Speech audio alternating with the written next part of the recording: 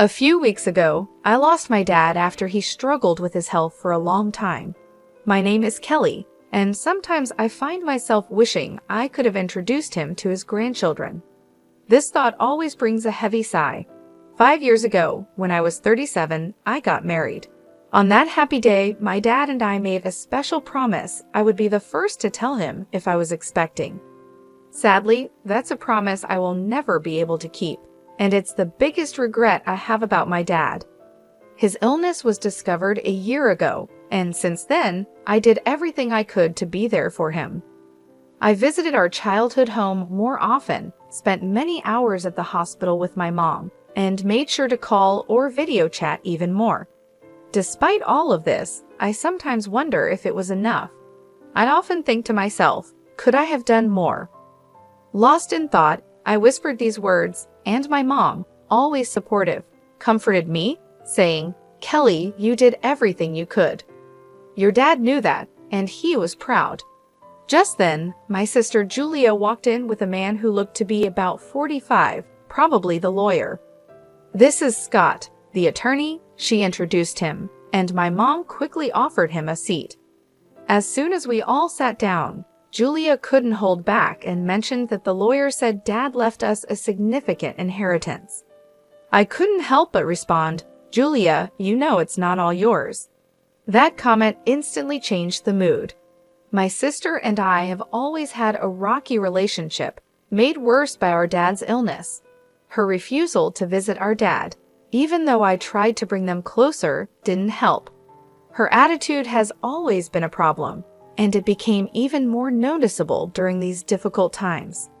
Looking back, my words to her might have been too harsh, driven by my worry for our father. However, her response didn't make things better.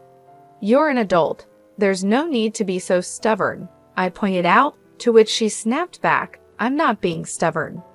Living in the city and traveling to the countryside isn't as simple as you think. It's just a 5-hour drive." I responded, but she argued back, saying that those 5 hours aren't just about time, it costs money. And yes, money is important to her. She told me she's busy and asked me to stop bothering her. That ended our conversation.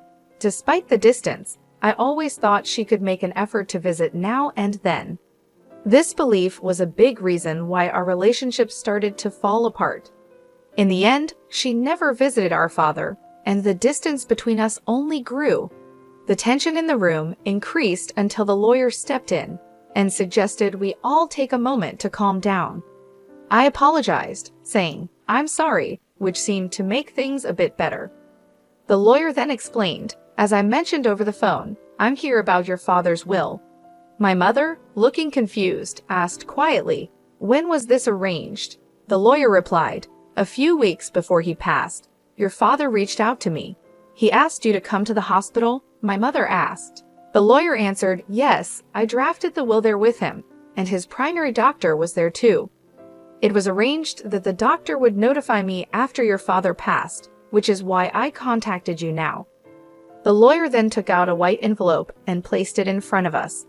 Recognizing my father's handwriting on the envelope, I whispered, "That's definitely Dad's handwriting." Julia, visibly impatient, demanded, "Just get on with it." "What does it say? You know I'm busy." The lawyer, with a slight smile, opened the envelope. Inside, there was a single piece of paper outlining the inheritance, the house, some land, some savings, and a storage shed. We knew about the house and the land, but the mention of a storage shed was new to me. My sister, frustrated, turned to the lawyer and asked, "Wait, what about the farm?" The lawyer echoed, a bit surprised, "Yes, the farm." I explained, our father used to work on it as a hobby. He had run a successful business in a nearby town, but decided to slow down after turning 55, thinking about closing the company to spend more time on his hobbies, including the farm. This new mention of the farm added another layer to our father's legacy and what he left behind during my high school years. I remember saying that I wanted to take life a bit slower. My sister, who was in college at the time, didn't agree with this more relaxed approach. But both my mom and I, worried about my dad's health, supported the idea. "Don't worry about money, Julia. We've got plenty of savings," my dad reassured her. Though hesitant, she eventually agreed. After that conversation, my dad did wind down his business and started farming close to our home. "There's something fulfilling about working with the land," he would say, his face lighting up with joy. Seeing how happy he was made me feel that we made the right choice, though Julia seemed less convinced. Despite promising to come back home after graduation, Julia chose to build her career near her university and eventually married the CEO of an IT firm she met through her job. That's how things were when my father took up farming until his health started to decline. Julia insisted that the farm be included in the inheritance. At her insistence, the lawyer checked the documents and found that the farm was actually leased land.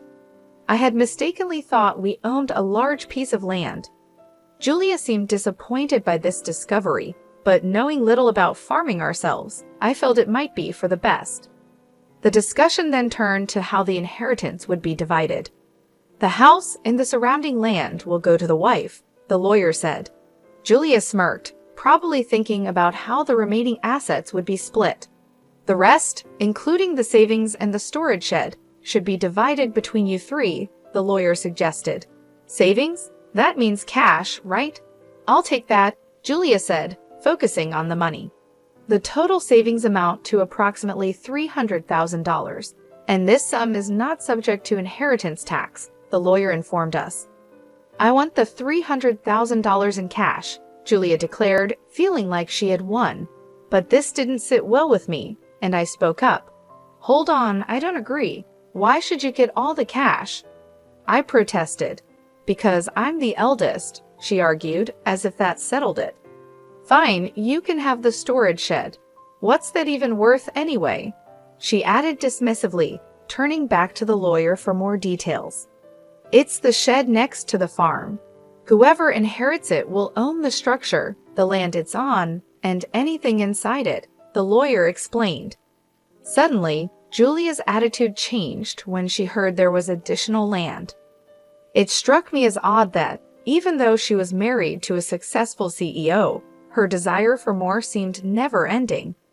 As the lawyer explained more about the storage shed, he mentioned it came with a small piece of land, about 90 square feet, roughly the size of a small bedroom. He then laid out some photos of the shed for us to see, showing both the outside and inside. The shed looked quite run down from the outside, and inside it only had simple gardening tools like hoses, scissors, and shovels, nothing that seemed particularly valuable. My sister made a face of disgust when she saw the photos.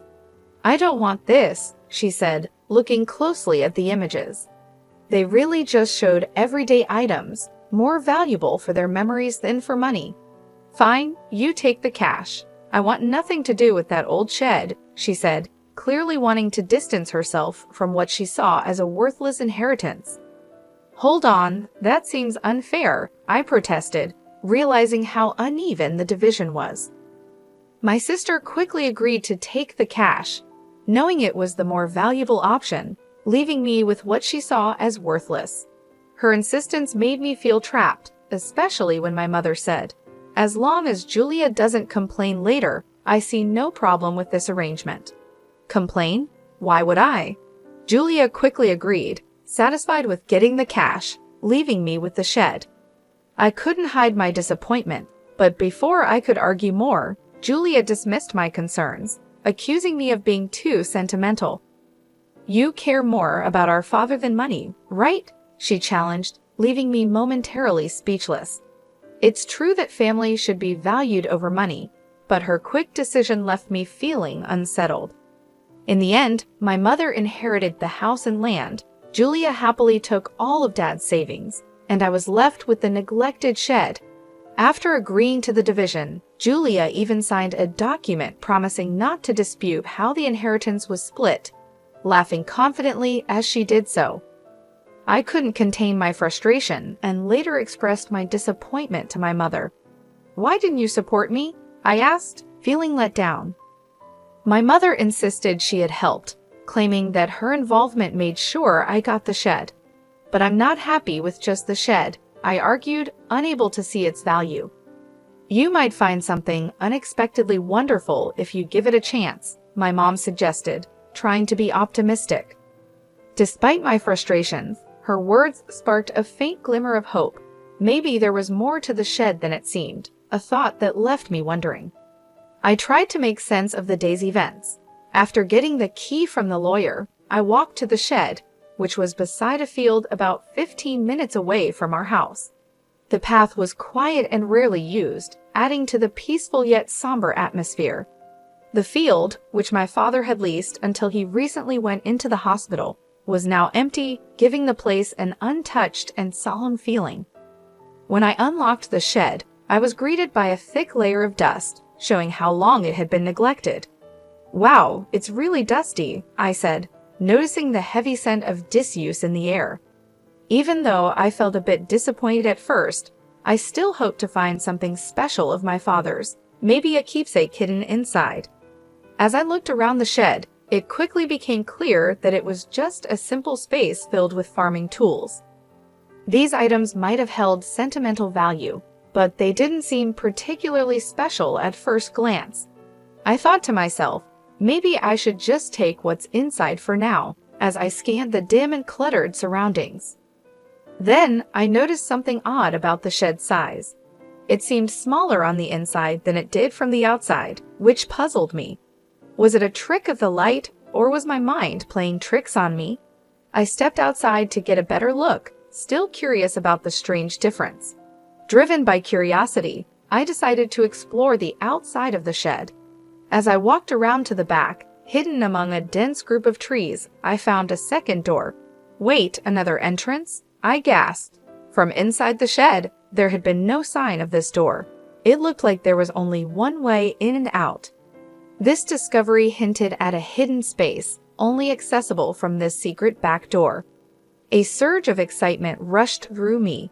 Could this be one of Dad's secrets? He loved surprising us, always finding joy in the unexpected, like the surprises he planned for my birthdays.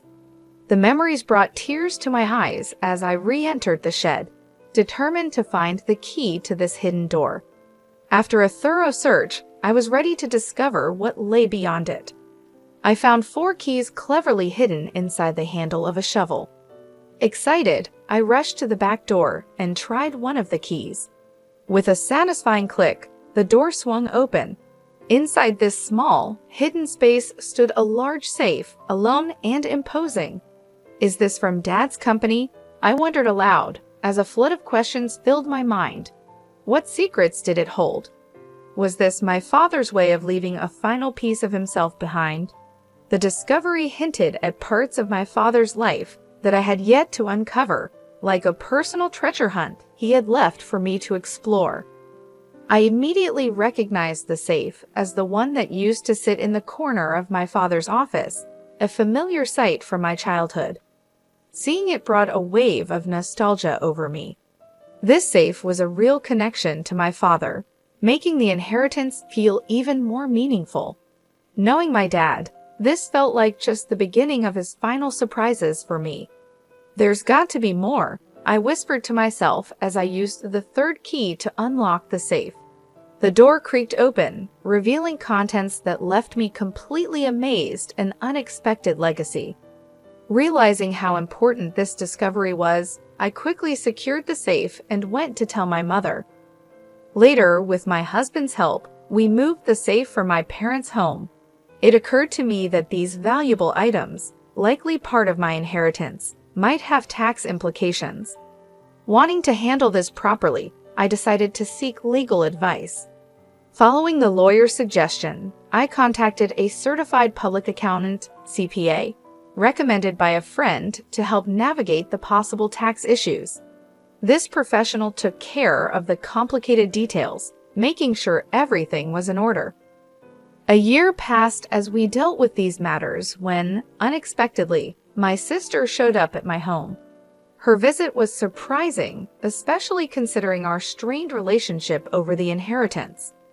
"I was just in the area," she claimed, but her uneasy behavior, and the fact that we lived 20 minutes apart made her visit seem less than casual. Despite our complicated history, I invited her in. After serving coffee, she seemed restless and finally asked, "Did you win the lottery or something?" Her question puzzled me. I never played the lottery, and it wasn't the time for my husband's holiday bonus. "What are you getting at?" I asked, trying to understand her point.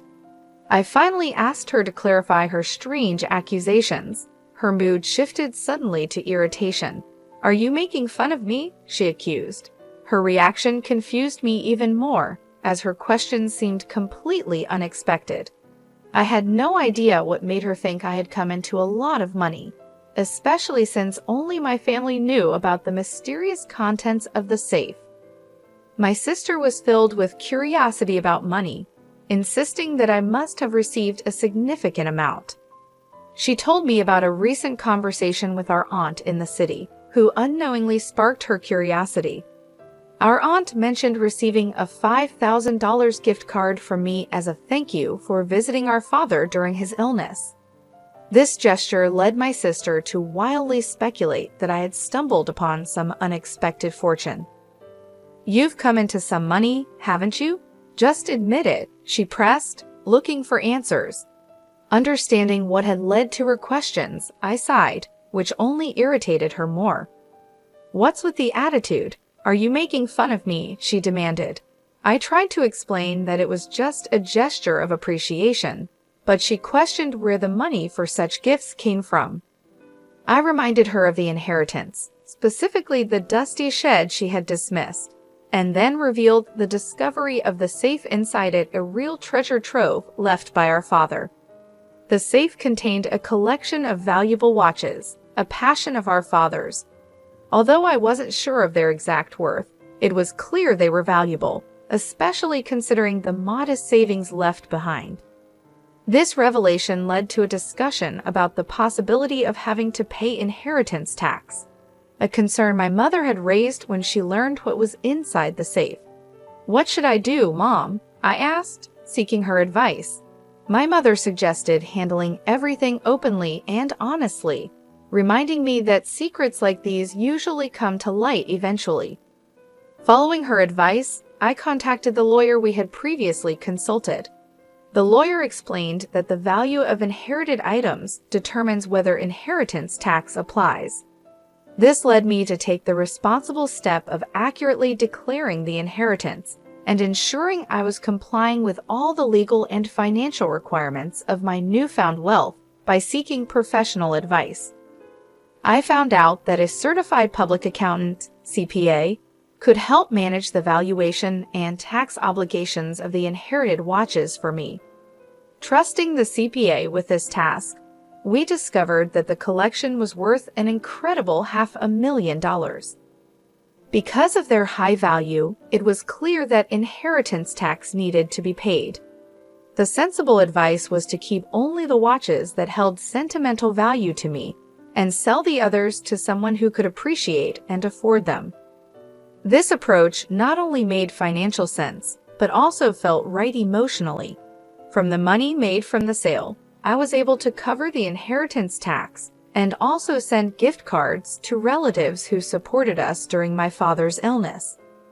This is what had sparked my sister's curiosity. Among the keepsakes, I chose to keep my father's pocket watch. It wasn't worth much in terms of money, but it was rich in memories. I shared this story with my sister, showing her the pocket watch and trying to explain its sentimental value. However, her reaction was lukewarm. She seemed more interested in what was sold than what was kept. When she asked about the remaining watches and the safe, I told her it was our mother's house and explained its size and importance to our father's business. Her response was thoughtful, which left me feeling uneasy about her intentions. However, she left without asking any more questions, much to my relief, though I couldn't shake off an unsettling sense of worry. My fears were somewhat confirmed that very night when I received a distressing call from my mother, urging my husband and me to come to her house quickly. As we approached, the scene was alarming: red lights flashing in the darkness, police cars stationed outside. Pushing through the gathering crowd, I found my mother and learned what had happened. She'd have been getting ready for bed when she heard strange noises that startled her. It sounded like someone was frantically searching through the house. With no one else home to help, my mother made a quick decision to escape through a window, driven by fear and desperation. Her description of the situation was unnerving, painting a picture of a night filled with panic and uncertainty. Under the cover of darkness, my mother had noticed the eerie glow of a flashlight moving inside the house, confirming her fears of a burglary. In a state of panic, she made her escape. She sought help from our neighbor, who, after seeing the suspicious activity, quickly called the police, convinced that a burglar was in the house. But the supposed intruder was actually my sister, Julia, who had decided to search the safe after hearing about my inheritance earlier that day.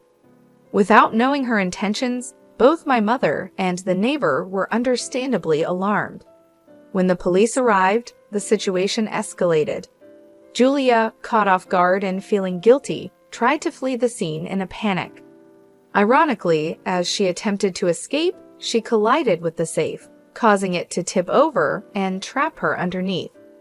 This accident led to her being rushed to the hospital with complaints of leg pain, leaving us all in disbelief over her reckless actions. After this chaos, my mother and I found ourselves apologizing to the responding officers for the misunderstanding.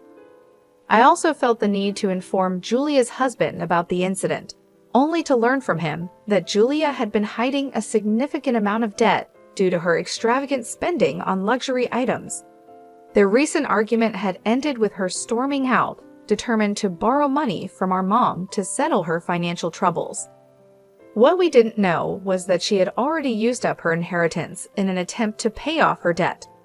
Julia's husband, already stressed from discovering her financial mismanagement, declared his intention to divorce her after hearing about her latest escapade. This revelation explained Julia's desperate actions that night, which led to a tense scene at the hospital where her husband brought up the subject of divorce. The entire ordeal turned into a dramatic clash, highlighting the serious consequences of Julia's actions and the turmoil they caused in our family. Julia was adamant, insisting, "I'm not getting a divorce, absolutely not." But the reality of her situation became clear when her husband presented the divorce papers. Faced with undeniable evidence of their broken relationship, she had no choice but to sign them. Now confined to her hospital bed, with a mix of shock and resignation, she was flipping through a part-time job magazine, clearly thinking about how to tackle her debt with new employment. While this turn of events was unfortunate, it offered a small glimmer of hope that she might finally take responsibility for her actions after everything that had happened. I made an important decision to move back to my childhood home. The chaos had definitely made me worried about my mother's well-being, but there was also a happier reason behind my choice I found out I'm expecting. After a lot of discussion, my husband and I agreed that moving back would be the best decision. This way, we can have my mother's support as our family grows. Even though I regret that my father couldn't be part of this joyful news, I find comfort in believing he would have shared in our happiness. As I step into this new chapter, the excitement of welcoming a healthy child fills me with peace and hope for the future, despite the recent family troubles.